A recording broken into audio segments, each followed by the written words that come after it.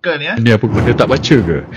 So saya kata, bila saya dengar dia cakap macam tu, saya ingat dia yang tak baca tau, atau dia baca dia tak faham. Itu yang PH kata boleh baca benda ni dalam website MITI. Kita tak payah refer MITI, kita pergi White House punya je. Dalam ini dah ada.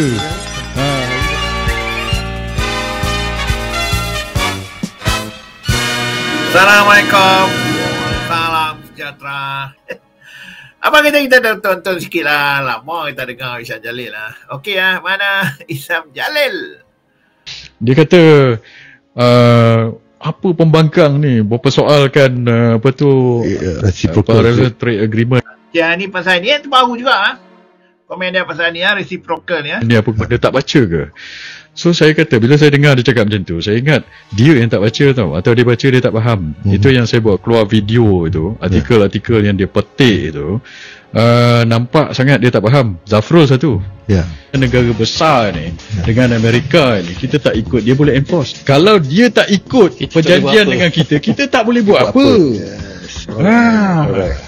So sebab itu saya cakap, if you're naive, you jaga kampung, sebelum ni you tak tahulah dunia ni macam mana, kita jadi hero kampung je, yang jadi jahanam dekat kampung awak seorang, dekat rumah awak, tak apa. Tapi when you go overseas, you go outside, you went there last time, you saw the world, you know, kan, macam mana, kita tahu, kita nampak, when you deal with America, when you deal with negara-negara ni, you bukan boleh suka-suka macam itu. Dan saya tak boleh terima Isam Jalil ya, bila dia kata ni bagaimana perjanjian ART ni ya, 1 trilion kerajaan kita membazir beli barangan apa semua, bagi duit. Sedangkan 1 trilion tu kita buat pecahan dia, pelaburan 70 bilion khazanah, beli kapal terbang berapa 20 bilion, beli gas untuk Petronas, beli arang batu, beli barangan elektronik untuk nak buat kilang multinasional ni. Tapi dibuat lamsam, kerajaan membazir 1 trilion. Sama label dengan Jasin, sama label dengan Pasir. Kalau kamu pakar ekonomi, kamu tak akan cakap itu Isam Jalil. Ini level-level. Lepas tu sama. Ini politik. Kamu tak boleh sepanjang masa mengulas isu ekonomi berpandukan kepentingan politik kamu. Kamu kena mengulas berpandukan ni ekonomi. Kalau tidak, kamu spoil teritori ekonomi ni, kamu rosakkan. So itu nombor 1. Nombor 2, bila kita sign dengan negara besar, bila kita sign dengan Amerika ni, it's very difficult to reverse sebenarnya. Kita nak reverse macam mana? Lepas itu kita buat perjanjian dengan negara yang mempunyai kekuatan militeri, kekuatan ini paling besar di dunia. Lepas tu kita pergi serah. Saya baca Anwar pula cakap pasal artikel 7.4. Ini lagi teruk sebenarnya. 7.4 is enforcement. Now, why I quote 7.4 ni? I quote 5.1 sebab Zafrul quoted 5.1. Dia punya interpretasi tu terbalik daripada apa yang dimaksudkan. You know, and 7.4, Anwar went to parliament to justify apa yang dia buat. Dia kata ini betul lah, apalah, kita tak payah nak ikut lah apa dia pakai. 7.4 enforcement, dia kata 7.4 yang penting ni iaitu enforcement, penguatkuasaannya. Nothing in this agreement. Dalam perjanjian dengan Cambodia tak cakap macam ni. Di Cambodia, dia apa ni, orang kata hari ni Menteri PH kata boleh baca benda ni dalam website MITI. Kita tak payah refer MITI, kita pergi White House punya je. Dalam ini dah ada. Hari pertama tu dah ada dalam White House. Saya baca daripada situ saja. Saya tengok apa benda ni. Dalam agreement ini kita shall ini, shall itu, shall ini, semua kita ni baru tengkuk. Betul. Lepas tu bila kita tengok Cambodia, saya ingat Cambodia pun lagi cerdik lah. Dia tak ada artikel 5.1 complementary action, dia tak ada macam ni. Dia lain. Dia cakap kalau bertentangan dengan sovereignty dia tak buat. Terus dia cakap macam itu. Kita pula kata kita kena adopt upon receiving, kena prepare timeline, lepas itu kena address atau kena buat benda tu jadi shared concern kita pula. Tapi Zafrul kata kalau kita tak share concern itu, kita tak payah buat. Mana dia belajar? Saya pun tak tahu benda itu. Saya apa-apa macam saya cakap, saya masih lagi percaya. Okey, yang buat ni bukan Zafrul, bukan Anwar Ibrahim. Yang buat ini segala macam orang-orang dalam kerajaan Dia cakap lah, orang pegawai-pegawai rujuk pakar-pakar ekonomi kewangan yang ada dalam Kementerian Ekonomi, ada dalam Kementerian Kewangan, ada orang dalam PMO, ada UPU dan pakar-pakar peguam, pejabat peguam negara. So, saya tak percaya Anwar Ibrahim sanggup menggadaikan.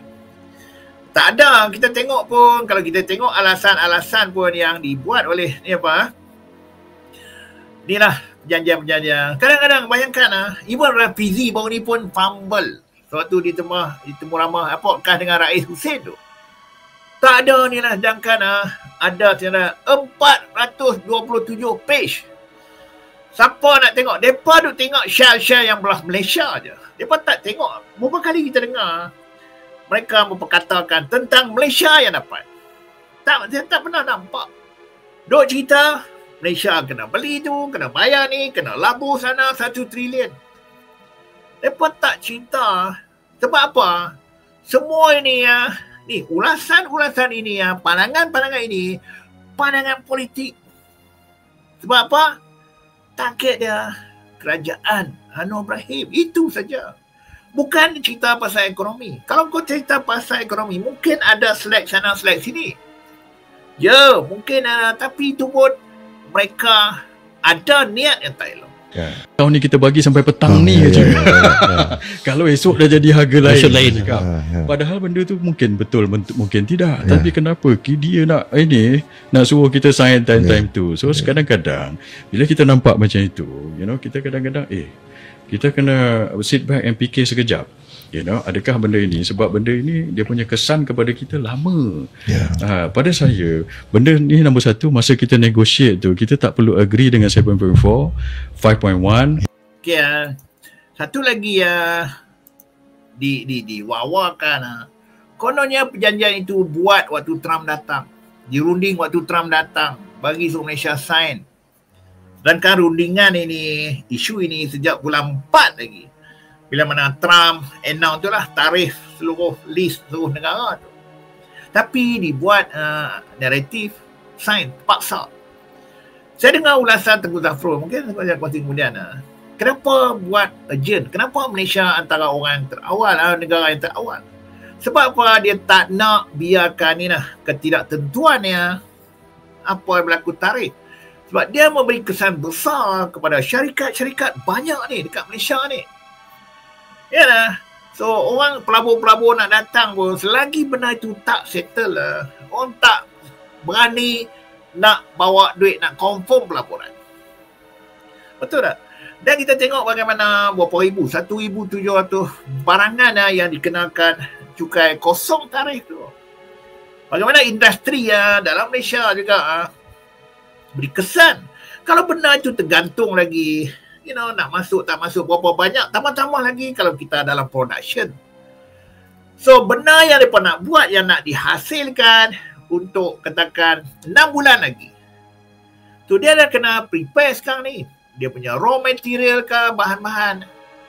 So kalau benda itu tak ditentukan sekarang, bayangkan tiba-tiba sampai 6 bulan benda itu terhasil, tiba-tiba berubah tarif menjadi 50% ataupun 100% kerajaan mereka. Nak buat apa barangan tu? Dia akan beri kesan kepada jualan, sale, apa-apa barangan yang kilang tu buat. Aku pun walaupun aku tak pakar, tapi kita boleh nampak sikit banyak, betul tak? Betul. Hisap dia dengki lah. Itu masalah dia. Saya tak pandang dia sebagai pakar ekonomi. Walaupun latar belakang dia sebagai pengampu PAS. Dan juga nak buat walaupun syok. Kita tahulah, makang ni tak ada satu pun yang positif tentang PMX kita.